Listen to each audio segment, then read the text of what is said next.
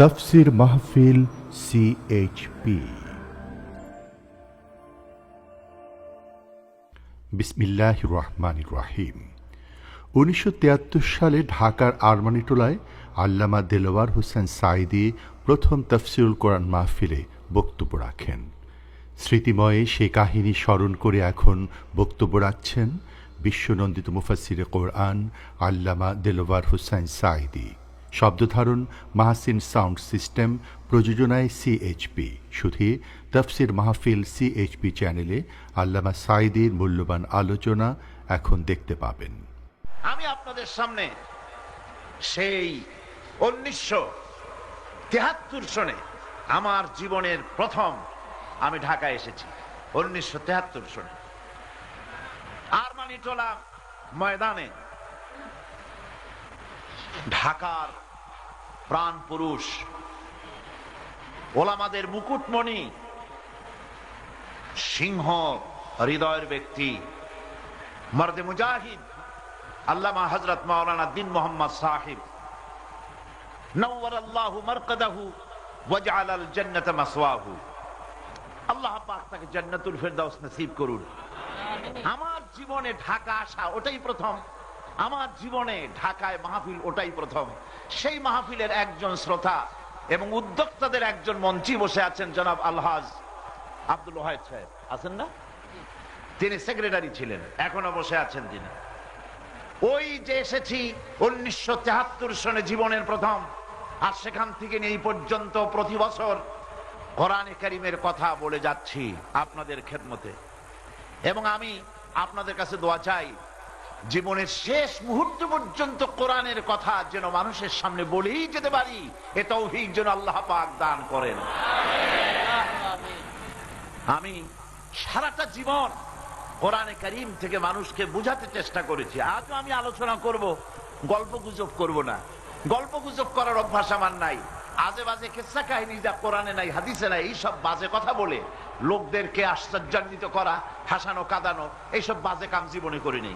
কোরআন এবং হাদিস থেকে মূল বক্তব্য, যার সাথে আমার জীবন সম্পর্কিত, যার সাথে আমার অর্থনীতি, যার সাথে আমার রাজনীতি, যার সাথে আমার সংস্কৃতি, যার সাথে আমার স্বাধীনতা, যার সাথে আমার সার্বভৌমত্ব, যার সাথে আমার অখণ্ডতা, যার সাথে আমার বেঁচে থাকা, যার সাথে আমার মরে যাওয়া, যার সাথে কিয়ামতে আল্লাহর দরবারে ওঠা, সেই কোরআনের কথা, সেই রাসূলের হাদিসের কথা আপনাদের সামনে পেশ করে আসছি। জীবনের শেষ মুহূর্ত পর্যন্ত যেন বলতে পারি, আল্লাহ পাক তৌফিক যেন দান করেন। কোরআন থেকে আলোচনা করতে যাওয়ার আগে আমি যেখান থেকে আলোচনা করব সে আয়াতটা আগে আপনাদেরকে শোনাই, এরপরে একটা ছোট্ট ভূমিকা রেখে তারপরে মূল আলোচনা চলে যাব। বিইজনিল্লাহ, বেমাশিয়াতিল্লাহ, বেফদলিল্লাহ, আল্লাহ পাক যদি দয়া করে কবুল করেন। কারণ হলো আমা তৌফিকি ইল্লা বিল্লাহ, আমা তৌফিকি ইল্লা বিল্লাহ, আলাইহি তাওয়াক্কালতু ওয়া ইলাইহি উনীব। মাবুদ যদি দয়া করে তার গোলামকে কিছু বলার তৌফিক দেন, তাহলেই তো বলতে পারবো। আর যদি তিনি বলতে না দেন, কিছুই বলতে পারবো না। মাবুদের কাছে আপনারাও দোয়া করুন, আল্লাহ যেন সকলকে শোনার পরিবেশ তৈরি করে দেন, আর তার গোলামকেও যেন যেভাবে বললে মানুষের হৃদয়ঙ্গম হয়, যেভাবে বললে মানুষের হেদায়েত হয়, আমারও হেদায়েত হয়, জনগণেরও হয়, ওই রকমের কথা যেন আল্লাহ পাক তার গোলামকে বলার তৌফিক দেন। আমি চিন্তা করেছি, সিদ্ধান্ত নিয়েছি যে আপনাদের সামনে আমি আজকে আলোচনা করব সূরা আলে ইমরান থেকে। সূরা আলে ইমরান, 3য় পারা, প্রথম রুকু, শেষ অংশ থেকে আমি আপনাদের সামনে আলোচনা করব ইনশাআল্লাহ। আলোচনার আগে একটু আপনারা আমার সাথে পড়েন। শয়তানের ওয়াসওয়াসা থেকে কেউ বাঁচাইতে পারে না, পারে? আপনারা এখানে বসে থাকবেন, কিন্তু শয়তানে বলবে যে ওঠ, একটু সিগারেট খাইয়ে আসি, একটু চিনাবাদাম খাইয়ে আসি, একটু চা খেয়ে আসি। শয়তান কিন্তু এরকম মাঝে মধ্যে কাউকে উঠায় ফেলবে। কারে উঠাবে তা কিন্তু আপনি বসে বসে টের পাবেন। কাজী শয়তান এটা একটা সাংঘাতিক চিজ। ওরে ফিরাবার জন্য যদি আমরা গভর্নমেন্টকে বলি যে কিছু বিডিআর দিয়ে দেন আর পুলিশ দিয়ে দেন, রাইফেল নিয়ে চতুর্দিক দাঁড়ায় থাকুক, যাতে অন্তত শয়তান এখানে ঢুকতে না পারে, পারবে? পারবে ভিড়াইতে? শয়তান থেকে ফিরাতে পারবে কে? তার কাছে পানা চেয়ে নি, যেন শয়তান আমাদেরকে ওয়াসওয়াসা না দিতে পারে। গলা ছেড়ে দিয়ে পুরুষের মতো করে আমার সাথে পড়েন, আউযু বিল্লাহি মিনাশ শাইতানির রাজীম, বিসমিল্লাহির রাহমানির রাহিম। বিতাড়িত মরদুদ শয়তানের ওয়াসওয়াসা থেকে আল্লাহর কাছে পানা চাই। পরম করুণাময় রহমানুর রহিম আল্লাহ রাব্বুল আলামিনের নামে শুরু করছি। ইন্নাদ-দীন ইনদাল্লাহিল ইসলাম ওয়া মাখতালাফাল্লাযীনা উতুল কিতাবা ইল্লা মিন বা'দি মা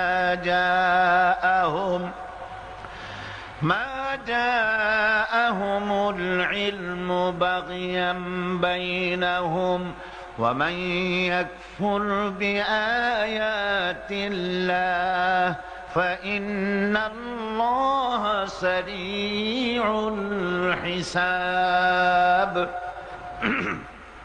সাদাকাল্লাহুল আযীম। সূরা আলে ইমরান 3য় পারা, প্রথম রুকুর শেষ অংশ আপনাদের সামনে তেলাওয়াত করা হলো।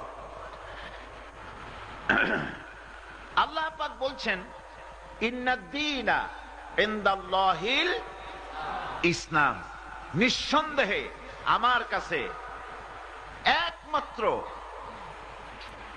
দিন, জীবন ব্যবস্থা, মনোনীত জীবন ব্যবস্থা যেটি, সেটির নাম হচ্ছে ইসলাম। সেটির নাম কি? সেটির নাম হচ্ছে ইসলাম। আমরা ইসলামকে ধর্ম বলি, বলি কিনা বলেন? কথার জবাব দিবেন। আমরা ইসলামকে বলি ধর্ম, কিন্তু আমি জানি না কোরআনে কারিমের কোন শব্দের অর্থ ধর্ম, হাদিস শরীফের কোন শব্দের অর্থ ধর্ম, এটা আমি আজও খুঁজে পাই নাই। আল্লাহ পাক ইসলামকে বলেছেন দিন। ইসলামকে কি বলেছেন? দিন। দিন মানে হচ্ছে জীবন ব্যবস্থা। দিন মানে কি? জীবন ব্যবস্থা। এখন ইসলাম হচ্ছে একটি জীবন ব্যবস্থা। ইসলামকে যদি আমরা বলি ধর্ম, তাহলে শুধু যদি ধর্ম বলি, তাহলে ইসলামের হক আদায় হবে না। খুব ভালো করে শুনবেন, আবার এরকম কথা বলে বেড়াবেন না যে গতকাল সাইদি সাহেব বলে গেছেন যে ইসলাম কোনো ধর্ম টর্মই না। মানুষ তো শোনে একরকম, বোঝে একরকম, আলোচনা করে বা কমেন্ট করে আর এক রকম। ইসলাম গতানুগতিক ভাবে অন্যান্য ধর্মের মতো একটি ধর্ম শুধু নয়, এটি হচ্ছে একটি জীবন বিধানের নাম। এটি কিসের নাম? জীবন বিধানের নাম। জীবন বিধান কাকে বলে? জীবনের তাবৎ সমস্যার সমাধান আছে যেই বিধানের ভিতরে, সেটাকেই বলা হয় জীবন বিধান। ইংরেজিতে বলা হয় কোড অফ লাইফ, আরবিতে বলা হয় মুকাম্মাল নিজামে হায়াত, বাংলায় বলা হয় পরিপূর্ণ জীবন ব্যবস্থা, একটি সম্পূর্ণ জীবন ব্যবস্থা যার নাম হচ্ছে ইসলাম। এখন আমরা বুঝে নিলাম ইসলাম শুধুমাত্র একটি ধর্মের নাম নয়, ইসলাম হলো একটি জীবন ব্যবস্থা। ইসলাম একটি কি? আচ্ছা, কোরআন গতানুগতিক ভাবে কোরআন কোন ধর্মীয় পুস্তক নয়, যেমন বেদ, বাইবেল, ত্রিপিটক, জিন্দাবিস্তা ইত্যাদি যেমন ধর্মীয় পুস্তক, কোরআন শরীফ ওই সেন্সে, ওই অর্থে একটি ধর্ম পুস্তকের নাম নয়। কোরআন হচ্ছে মানুষের জীবনের সকল সমস্যার সমাধান কোরআনে কারীমের মধ্যে আল্লাহ রাব্বুল আলামিন দিয়ে দিয়েছেন। তাই কোরআন হচ্ছে সংবিধান। কোরআন কি? জোরে বলেন, কোরআন কি? সংবিধান। জিনিসগুলি আমি হেডলাইন বলতেছি, হেডলাইন বলে তারপরে পুরা নিউজে চলে যাব ইনশাআল্লাহ। ইসলাম হচ্ছে জীবন বিধান, কোরআন হচ্ছে সংবিধান। আর মুসলমান কি? মুসলমান গতানুগতিক ভাবে হিন্দু যেমন একটা জাতি, খ্রিস্টান যেমন একটা জাতি, ইহুদি যেমন একটা জাতি, গতানুগতিক ভাবে মুসলমান ওই জাতীয় একটি জাতি মাত্র শুধু নয়। মুসলমান কারা? মুসলমান হচ্ছে যে আল্লাহ এবং রাসূল তাদেরকে যে হুকুম দিয়েছে, সেই হুকুম অনুযায়ী ব্যক্তি, পরিবার, সমাজ, রাষ্ট্রীয় জীবনে কঠোরভাবে অবশ্যই পালনীয় দায়িত্ব হিসাবে কোরআন সুন্নাহর আইন পালন করে যারা চলে ওদের নাম মুসলমান। ওদের নাম কি? মুসলমান। ব্যাখ্যা পরে দেব। মুসলিম সংখ্যাগরিষ্ঠ রাষ্ট্রের সরকারের দায়িত্ব হচ্ছে, যে দেশে মুসলমান বেশি সেটাকে মুসলিম সংখ্যাগরিষ্ঠ দেশ বলা হয়। মুসলিম সংখ্যাগরিষ্ঠ রাষ্ট্রের সরকারের দায়িত্ব হচ্ছে কোরআন সুন্নাহর আইন অনুযায়ী দেশ পরিচালনা করা। দেশ পরিচালনা করবে কি মোতাবেক? কোরআন এবং সুন্নাহ মোতাবেক। কোরআন সুন্নাহর বিপরীত আচরণকারী সরকার কুফর, ফিস্ক এবং জুলমকারীদের মধ্যে শামিল হয়ে যাবে। ওয়ামান লাম ইয়াহকুম বিমা আনজালাল্লাহু ফাউলাইকা হুমুল কাফিরুন ফাউলাইকা হুমুজ জালিমুন ফাউলাইকা হুমুল ফাসিকুন। আল্লাহ পাক বলেছেন, আমারই কোরআনের আইন দিয়ে, বিধান দিয়ে যারা রাষ্ট্র পরিচালনা করে না তারা কাফের, তারা জালিম, তারা ফাসিক। একটি সরকারের নৈতিক দায়িত্ব হচ্ছে জনগণের জীবন, সম্পদ এবং নারীর সতীত্বের হেফাজতের গ্যারান্টি দেওয়া। প্রজাতন্ত্রে বসবাসরত প্রত্যেকটি লোকের খাদ্য, বস্ত্র, শিক্ষা, চিকিৎসা, বাসস্থান এবং নিত্য প্রয়োজনীয় দ্রব্যের মূল্যকে সহজলভ্যে কেনা এবং এই সমস্ত দুশ্চিন্তা থেকে মুক্ত করে মানুষকে সুখী সমৃদ্ধশালী জীবন যাপনে সুযোগ করে দেবে। এটা হবে একটি মুসলমান সরকারের দায়িত্ব। কিন্তু বর্তমান সরকার, দুর্ভাগ্য হলেও সত্য, রূঢ় হলেও বাস্তব, এই জনগণের সুখ, সমৃদ্ধি এবং সম্পদের নিরাপত্তা, নারীর সতীত্বের নিরাপত্তা, শিশুদের অধিকার, শ্রমিকের অধিকার, জনগণের অধিকার রক্ষা করতে সম্পূর্ণরূপে ব্যর্থতার পরিচয় দিয়েছেন। পবিত্র কোরআন সরকারকে দায়িত্ব দিয়েছে কয়েকটি, 4টা দায়িত্ব দিয়েছেন। কয়টা দায়িত্ব? সূরা হজের মধ্যে আল্লাহ পাক বলেছেন, মুমিন সরকার, ইমানদার সরকার, 4টি দায়িত্ব। 2টি দায়িত্ব এখন আমি বলবো না, পরে বলবো, আর 2টি এখন বলবো। একটি দায়িত্ব হচ্ছে জনগণকে ভালো কাজের আদেশ করবে, ভালো কাজ করতে বাধ্য করবে, আর সকল প্রকার অন্যায় কাজ 2 হাতে বাধা দিয়ে দমন করে অন্যায় নির্মূল করে দেবে, আর ভালো কাজ করতে জনগণকে বাধ্য করবে। এটাই হলো সরকারের দায়িত্ব। কোরআন হচ্ছে আল্লাহ পাকের বাণী। আল্লাহর বাণী কার বাণী? আল্লাহ পাকের বাণী। আল্লাহ পাক বলছেন, ইন্নাদ-দীনা ইনদাল্লাহিল ইসলাম, নিঃসন্দেহে ইসলাম হচ্ছে একমাত্র আমার কাছে পছন্দনীয় জীবন ব্যবস্থা। দেখুন, গ্রামার যারা জানেন, আরবি গ্রামার, তারা শুনুন, আল্লাহ কিন্তু শুধু দিন বলেন নাই, দিনের আগে একটা আলিফ লাম লাগায় দিয়েছে। তাহলে কি হলো এখন? আদ-দীন। ইংরেজিতে THE, দি দিয়ে যা বোঝানো হয়, আরবিতে আলিফ লাম বসায়া সেই জিনিসটাকে বোঝানো হয়। যেমন যদি বলা হয় যে স্টেডিয়াম থেকে নারায়ণগঞ্জ যাওয়ার জন্য রাস্তা কোনটি, তো প্রশ্নের জবাবদাতা, উত্তরদাতা যদি ইংরেজিতে এভাবে বলেন, from Dhaka stadium to Narayanganj this is a way, তাহলে তার অর্থ দাঁড়াবে স্টেডিয়াম থেকে নারায়ণগঞ্জ যাওয়ার জন্য ইহা একটি রাস্তা। প্রশ্নকর্তার মনে এ কথা থেকে যাবে, বোঝা সহজ হবে যে তাহলে এটা ছাড়া আরো রাস্তা আছে। কিন্তু উত্তরদাতা যদি বলে from Dhaka stadium to Narayanganj this is the way, তাহলে তার অর্থ দাঁড়ালো স্টেডিয়াম থেকে নারায়ণগঞ্জ যাওয়ার জন্য ইহাই একমাত্র রাস্তা, আর কোন রাস্তা নাই। আল্লাহ পাক সাফ বলে দিলেন, ইন্নাদ-দীনা ইনদাল্লাহিল ইসলাম, আমার কাছে গ্রহণযোগ্য একমাত্র, শুধুমাত্র, কেবলমাত্র জীবন ব্যবস্থা একটাই আমার কাছে পছন্দ। আমি মনোনীত করেছি তার নাম কি জোরে বলেন তো, আরো জোরে বলেন নাম কি? এই ইসলামকে পৃথিবীর বুকে প্রতিষ্ঠিত করার জন্যই রাসূলের আগমন ঘটেছিল।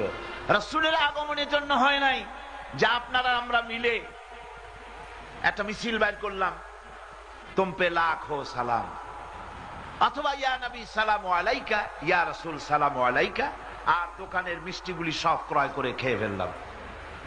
এই জন্য রাসূল আসেন নাই। রাসূল এসেছেন কি জন্যে? কোরআনের ভাষায় শুনুন, আল্লাহ পাকের ভাষায় শুনুন। আল্লাহ পাক বলছেন, হুয়াল্লাযী আরসালা রাসূলাহু বিল হুদা ওয়া দীনিল হক লিইয়ুযহিরাহু আলাদ-দীনি কুল্লিহি ওয়া কাফা বিল্লাহি শাহীদা। আল্লাহ পাক বলেন, তিনি আল্লাহ রাব্বুল আলামিন, যিনি তার রাসূলকে দ্বীন হক আর সত্যের বিধান সহকারে দুনিয়া প্রেরণ করেছেন এই জন্যে যাতে করে লিইয়ুযহিরাহু আয় লিইয়ুগলিবাহু আলা সাইরিল আদিয়ান, মানুষের তৈরি করা সকল মতবাদের উপরে ইসলামকে যেন তিনি বিজয়ী করে দিতে পারেন। এই জন্য নবীকে পৃথিবীর বুকে পাঠানো হয়েছে। জোরে বলেন সুবহানাল্লাহ। রাসূলকে পাঠাবার উদ্দেশ্যই হলো জমিন আল্লাহ। জমিন কার বলুন? ভয় করে নাকি? সন্দেহ আছে? তাহলে সবাই সমস্যারে চিল্লায় বলেন গায়ের শক্তি দিয়ে, জমিন কার? মানুষ কার? আইন চলবে কার? ওই দায়িত্ব দেওয়া হয়েছে রাসূলকে। লিইয়ুযহিরাহু আয় লিইয়ুগলিবাহু আলা সাইরিল আদিয়ান, মানুষের তৈরি করা সকল মতবাদের উপরে ইসলামকে বিজয়ী করে দেবেন। এই দায়িত্ব দিয়ে আমি রাসূলকে পৃথিবীর বুকে পাঠিয়েছি। দেখুন, এই দায়িত্ব যাতে তিনি পালন করতে না পারেন সেজন্য রাসূলের দায়িত্ব হলো দ্বীন প্রতিষ্ঠা করা। যে নবী পৃথিবীতে এসেছেন, দায়িত্ব কি?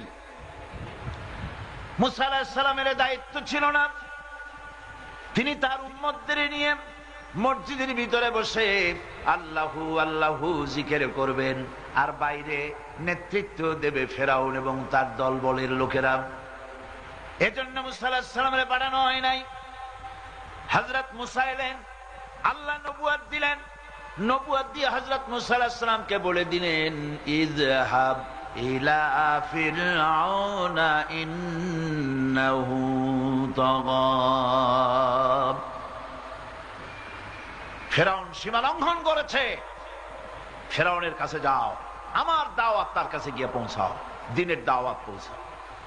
ইব্রাহিম আলাইহিস সালামের জন্য এটা শোভনীয় ছিল না যে তিনি মসজিদে বসে আল্লাহ আল্লাহ করবেন আর নমরুদ রাজত্ব চালাবে, অর্থনীতি, সমাজনীতি, রাজনীতি সব কন্ট্রোল করবে নমরুদ, আর ইব্রাহিম আলাইহিস সালাম বসে বসে আল্লাহ বিল্লাহ করবেন। এটা কি স্বাভাবিক ছিল? ছিল না। পাঠানো হয়েছে এই জন্য নমরুদের তৈরি করা আইনকে ধূলিসাৎ করে দিয়ে ইব্রাহিম আলাইহিস সালামের দায়িত্ব হচ্ছে প্রতিষ্ঠিত করবেন কার আইন? আল্লাহ। এবার হযরতে রাসূল কারীম সাল্লাল্লাহু আলাইহি ওয়াসাল্লামের দায়িত্ব এটা ছিল না। কাবা শরীফের ভিতরে বসে তিনি নামাজ পড়বেন, জিকির আজগার করবেন, মসজিদে হারামে বসে জিকির আজগার করবেন। কত সওয়াব দেখেন, কত সওয়াব। আপনার আবার বাইতুল মুকাররম মসজিদে, আপনার আমাদের গ্রাম এবং শহরের মসজিদে এক রাকাত নামাজ পড়লে 27 গুণ সওয়াব হয়। আর মসজিদে হারামে, মক্কা শরীফে, বাইতুল্লাহ শরীফে, মসজিদে হারামে এক রাকাত নামাজ পড়লে পরে 1 লক্ষ রাকাতের সওয়াব আল্লাহ পাক আমলনামায় লিখে দেন। মসজিদে নববীর ভিতরে যদি 1 রাকাত নামাজ কেউ আদায় করে 50,000 রাকাতের সওয়াব আল্লাহ পাক আমলনামায় লিখে দেন। এত সওয়াব থুয়ে রাসূলুল্লাহ বাইরে বেরোলেন কেন? ওখানে উম্মত নিয়ে বসে থাকে, খালি সেজদা দেবেন আল্লাহরে, দোয়া পড়বেন, তাসবিহ পড়বেন, আর ওখানে বসে থাকবেন। তা তো করেন নাই। তাকে প্রস্তাব দেওয়া হলো, বুখারী শরীফে এসেছে, আবু জাহাল, উতবা, শাইবা, মুগীরা এরা প্রস্তাব দিল আবু তালেবের কাছে, মুহাম্মদ সাল্লাল্লাহু আলাইহি ওয়াসাল্লামকে আপনি বলুন তিনি যেন লা ইলাহা ইল্লাল্লাহ দাওয়াতটা না দেন, এর বিনিময়ে যা চাইবে তাই দেওয়া হবে। সুন্দরী মেয়ে চাইলে দেওয়া হবে, টাকা চাইলে দেওয়া হবে, নেতৃত্ব চাইলে তাও দেওয়া হবে, স্বর্ণ চাইলে তাও দেওয়া হবে। কি জানো, তবু যেন লা ইলাহা ইল্লাল্লাহর দাওয়াত না দেন। নবীজির কাছে যখন প্রস্তাব এলো, আল্লাহর নবী বললেন, ও আমার চাচাজি, ওদেরকে শুনিয়ে দেন, যেটা দেওয়া সম্ভব সেটা তো দূরের কথা, যেটা দেওয়া সম্ভব নয় তাও যদি ওরা আমাকে দিতে পারে, যেমন আকাশের সূর্যটা ধরে এনে ওরা যদি আমার ডান হাতে তুলে দেয়, আর আকাশের পূর্ণিমার চাঁদটা ধরে এনে ওরা যদি আমার বাম হাতে তুলে দেয়, এর বিনিময় আমি মুহাম্মদ রাসূলুল্লাহ সাল্লাল্লাহু আলাইহি ওয়াসাল্লাম এক মুহূর্তের জন্য তাওহীদের দাওয়াত বন্ধ করে দেব না। লিউযহিরাহু আলাদ দ্বীনি কুল্লি, আমি এসেছি পৃথিবীতে মানব রচিত সকল মতবাদের উপরে আল্লাহর দ্বীনকে প্রতিষ্ঠিত করে দেব, এটা আমার দায়িত্ব। সুবহানাল্লাহ। এই দায়িত্ব নিয়ে আল্লাহ পাকের নবী পৃথিবীতে আসলেন। এর অর্থ হচ্ছে, দ্বীন প্রতিষ্ঠার অর্থ হচ্ছে দ্বীন যারা মানবে। আমরা দ্বীন মানছি কিনা বলেন? মেনেছি কিনা? কিসের ভিত্তিতে মানলাম? ভিত্তি হলো আমরা পড়েছি লা ইলাহা ইল্লাল্লাহু মুহাম্মাদুর রাসূলুল্লাহ। জোরে পড়েন, লা ইলাহা ইল্লাল্লাহ, লা ইলাহা, আরো জোরে, লা ইলাহা, লা ইলাহা, লা ইলাহা ইল্লাল্লাহু মুহাম্মাদুর রাসূলুল্লাহ, লা ইলাহা ইল্লাল্লাহ,